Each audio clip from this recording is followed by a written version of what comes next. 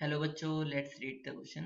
Question says, mark the correct alternative in each of the following. The distance between the orthocenter and circumcenter of the triangle with the vertices 1, 2, 2, 1 and 3 plus root 3 upon 2, 3 plus root 3 upon 2 is.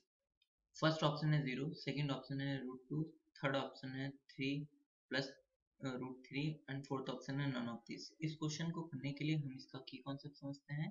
तो इसका की concept है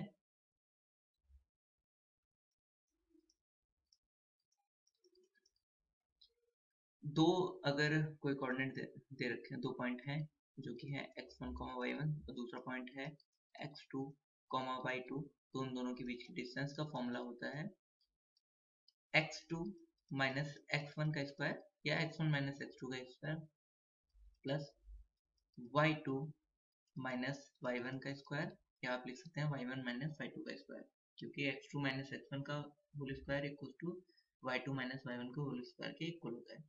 now, और अब ortho centre क्या होता है हम ये समझ लेते हैं। तो ऑर्थो सेंटर होता है कि अगर हमारे पास कोई ट्रायंगल है, ये ट्रायंगल है, तो हम जो इस वर्टिसेस से इस पे परपेंडिकुलर, जो सामने वाली लाइन पर इस तरीके से इस साइड से इस पे परपेंडिकुलर डालें और इसी तरीके से इस साइड से इस पे परपेंडिकुलर डालें। तो ये जो परपेंडिकुलर जिस जगह पे इंटरसेक्ट करते हैं हम उनको बोलते हैं कि ये ऑर्थो सेंटर होता है इस ट्रायंगल का। और सर्कम सेंटर क्या होता है? सर्कम सेंटर होता है, एक ये ट्रायंगल है और अब इसमें इस जो वर्टिसेस है, मान लो ये वाला वर्टिसेस है, तो ये वर्टिसेस और ये वर्टिसेस, तो ये वाली साइड ले लेते हैं पहले। ये वाली साइड है, तो इस साइड का जो मिड पॉइंट है उसका परपेंडिकुलर, जरूरी नहीं है कि ये इस वाले वर्टिसेस से पास ही हो, मतलब इसके मिड पॉइंट पे परपेंडिकुलर, और इसी तरीके से इस वाली साइड पे मिड परपेंडिकुलर, और इसी तरीके से इस वाली साइड पे परपेंडिकुलर। ये जहां पे भी इंटरसेक्ट करते हैं उसको बोलते हैं ऑर्थो, सॉरी उसको बोलते हैं सर्कम सेंटर। ये तीनों ही परपेंडिकुलर हैं और जहां इंटरसेक्ट करते हैं उसको बोलते हैं सर्कम सेंटर। और अगर मान लो कि हमारे पास कोई इक्विलेटरल ट्रायंगल है, इक्विलेटरल ट्रायंगल है, तो इसके ऊपर ये परपेंडिकुलर भी, और ये ये इसके इक्वल होता है। परपेंडिकुलर बाइसेक्टर यही मीडियन ही होता है, और यहाँ पर भी परपेंडिकुलर बाइसेक्टर यही होगा, और यहाँ पर भी यही होगा। तो कहने का मतलब ये है कि जैसे इक्विलेटरल ट्रायंगल है तो उसमें ऑर्थो सेंटर और सर्कम सेंटर एक ही पॉइंट होते हैं। इसका मतलब, नाउ अब हम क्वेश्चन को करते हैं। तो क्वेश्चन में हमसे कह रहा है कि किसी ट्रायंगल के वर्टिसेस दे रखे हैं। तो वर्टिसेस दे रखे हैं तो हमें ये बताना है कि ऑर्थो सेंटर और सर्कम सेंटर के बीच में डिस्टेंस कितनी होगी। तो हम एक काम करते हैं, पहले वर्टिसेस के बीच की डिस्टेंस निकाल लेते हैं, मतलब तीनों साइडों की लेंथ निकाल लेते हैं। तो तीनों साइडों की जो पहला, अगर हम इसको पहले कोऑर्डिनेट को ए, सेकंड को बी और थर्ड को सी ले लेते हैं, तो ए बी की डिस्टेंस कितनी हो जाएगी? A B equal to root, ये हो जाएगा पहले 2 माइनस 1 का स्क्वायर प्लस, फॉर्मूले में वैल्यू पुट करी है तो यहाँ लिख लेते हैं a equals to x1 y1 equals to 1, 2 and b equals to x2 y2 equals to 2, 1 and c equals to, c coordinate x3 y3। इस तरीके से लेट कर लेते हैं ना, 3 plus root 3 upon 2, 3 plus root 3 upon 2। Now हम A B के बीच की डिस्टेंस निकालते हैं। तो ए बी के बीच की डिस्टेंस का फॉर्मूला होगा A B equals to root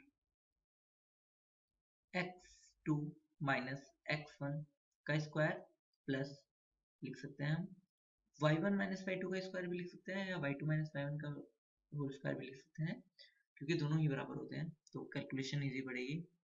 तो यहाँ पर 2 माइनस 1 का स्क्वायर प्लस 2 माइनस 1 का स्क्वायर। तो 2 माइनस 1 का स्क्वायर होता है, तो 1 का स्क्वायर 1 ही रहता है, और 2 माइनस 1 का स्क्वायर 1 का स्क्वायर 1 ही रहता है, तो 1 प्लस 1 ये हो जाएगा रूट 2। नाउ अब हम निकाल लेते हैं BC। तो BC के बीच की डिस्टेंस निकाल लेते हैं। तो BC इक्वल्स टू, ये क्या हो जाएगा? रूट हम इसको लिख लेते हैं x2 x3 माइनस x2 का square plus y3 minus y2 का स्क्वायर। नाउ वैल्यू पुट कर लेते हैं हम, तो वैल्यू है इसकी x3 है 3 प्लस रूट 3 लिख लेते हैं 3 plus root 3 upon 2 minus x2 है 2 का स्क्वायर प्लस ऐसी y3 जो है वो है 3 प्लस रूट 3 अपॉन 2 और माइनस y1 है,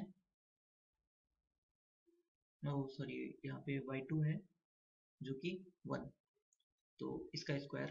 ना स्क्वायर ओपन करने से पहले हम एलसीएम ले लेते हैं, तो ये हो जाएगा रूट, यहाँ पर जो आएगा वो आएगा 3 प्लस रूट 3 प्लस माइनस 4 हो जाएगा अपॉन 2 का होल स्क्वायर प्लस ये हो जाएगा 3 प्लस रूट 3 माइनस और 2 एलसीएम ले लिया का होल स्क्वायर।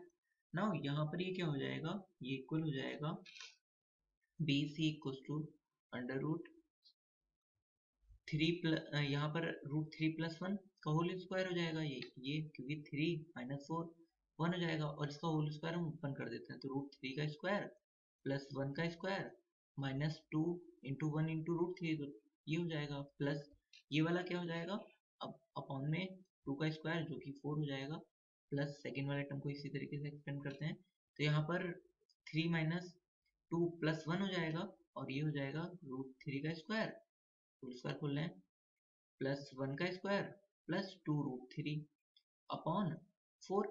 अब होगा क्या कि यहाँ पर हम 4 को एलसीएम ले लेते हैं, ये तो कंप्लीट रूट में है, तो ये हो जाएगा B C equal to under root 3 का स्क्वायर 3 हुआ plus 1 minus 2 root 3 plus 3 plus 1 plus 2 root 3 upon 4, क्योंकि अपॉन वाले सेम थे तो ऊपर वाले एग्जैक्टली सेम लिख दिए। इससे एरिया ऊपर आया 4, ये 3 प्लस 1 4, 3 प्लस 1 4, 4 4 8, 8 अपॉन 4 जो किया जाएगा 2, तो ये बचेगा रूट 2। इसी तरीके से हम निकाल लेते हैं ए सी, तो ए सी इक्वल टू क्या हो जाएगा हमारा, ए सी इक्वल टू हो जाएगा x3 minus x1 x3 minus x1 का square plus y3 minus y1 का स्क्वायर। अब इसका मतलब ये किसके इक्वल हो जाएगा, x3 की वैल्यू पुट करते हैं, तो ये है x3 की वैल्यू हमारी थी रूट 3 प्लस 3 अपॉन 2 और माइनस x1 की वैल्यू है हमारी, x1 है 1, तो ये 1 का स्क्वायर प्लस ये हो जाएगा रूट 3 प्लस 3 अपॉन 2 और y1 की वैल्यू है 2, तो इसका स्क्वायर। अब ना अगर हम ये वाला टर्म देखें, ये पूरा कंप्लीटली टर्म ये पूरा इस वाले टर्म के इक्वल है, सेम इसी टर्म की तरह है, बस आगे पीछे करके लिखा हुआ है, तो इसका मतलब ये किसके इक्वल आ जाएगा, इसको सॉल्व करने पे इक्वल आ जाएगा रूट 2 के, तो मतलब तीनों साइडें बराबर आई हैं रूट टू और रूट 2, तो यहाँ पे हम क्या लिख सकते हैं, A B equals to B C equals to C A, मतलब क्या कि ए बी सी क्या हो गया, इक्विलेटरल एंगल हो गया, तो ऑर्थोगोनल और उसके बीच की डिस्टेंस कितनी हो गई, d इक्वल्स टू 0 हो गई ऑर्थोगोनल और सर्कम सेंटर के बीच की डिस्टेंस, तो final answer is option A 0। Hope you understood it well, best of luck, thank you.